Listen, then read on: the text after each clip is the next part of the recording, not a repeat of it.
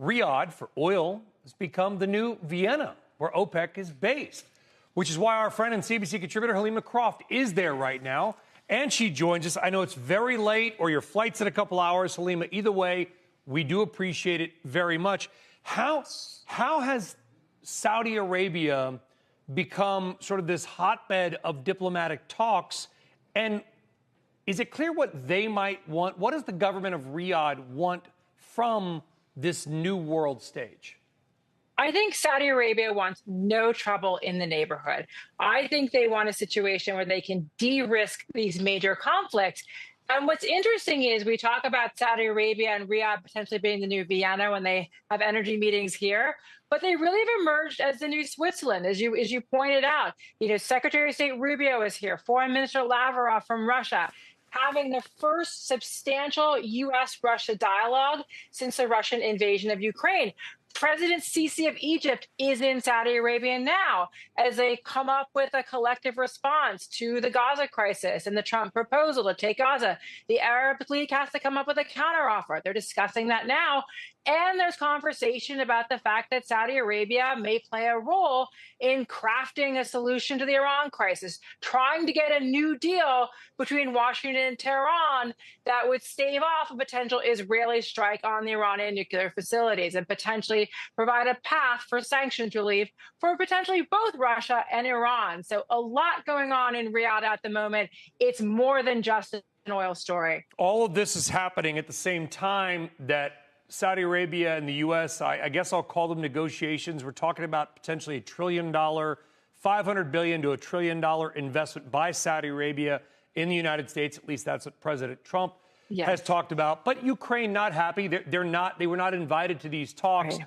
As you frame it in the commodity markets, Helima, for oil and everything that you and your team do as good or better than anybody out there, do you see it impacting output and prices? So these are two really important diplomatic stories for the oil market. So if you could get a Russia-Ukraine end-of-war scenario, everyone is starting to think about what does that mean? Does that mean we have the sanctions placed on Russian energy removed? Are Russian molecules flowing back into their original home in Europe? That is what is under consideration. But what is important is, you mentioned Ukraine was not at the talks.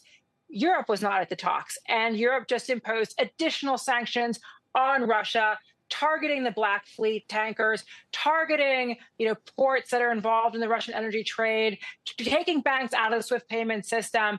And so the question is Europe going to be compelled to remove their sanctions if they don't like the terms of the agreement? President Trump certainly has the power to pull back U.S. sanctions, though there is some congressional review process. But can he really compel Europe, which has imposed the bulk of the energy sanctions, to remove their measures? No. And do they have to have a seat at the table? No. And so I think we have to separate oil from gas. Oil has been subject to the most onerous EU sanctions. Gas, it's more an individual country and Russia decision. So is there a path back for individual member states to start taking Russian gas? Potentially. But oil is basically under EU sanction. And so that, I think, is going to be more challenging to remove those measures. And here's the dirty secret, is that Germany for years, for decades, its entire business model was based in part on cheap imported pipeline Russian gas, the Nord Stream and others. Right. Nord Stream got blown up, but as we highlighted a couple weeks ago, the government of Denmark quietly allowing Russia to do some environmental work on the Nord Stream. Right. See where that ends up. Could you see a day, Helima, when and if this 100%. War thankfully is over, let's just hope on terms that Ukraine would agree to, I want to be very, very clear, where Germany goes back to pipeline Russian gas? Brian, the issue is many European countries have faced deindustrialization because of higher energy costs. And I would pay very close attention to the outcome of the German election.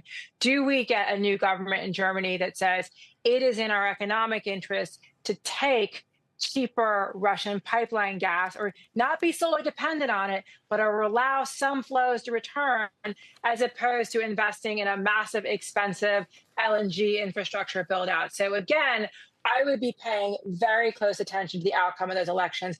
Gas, I think, really does hang in the balance in a way that oil, I think, is a longer term issue, whether those barrels return. But gas, I think, is a live issue.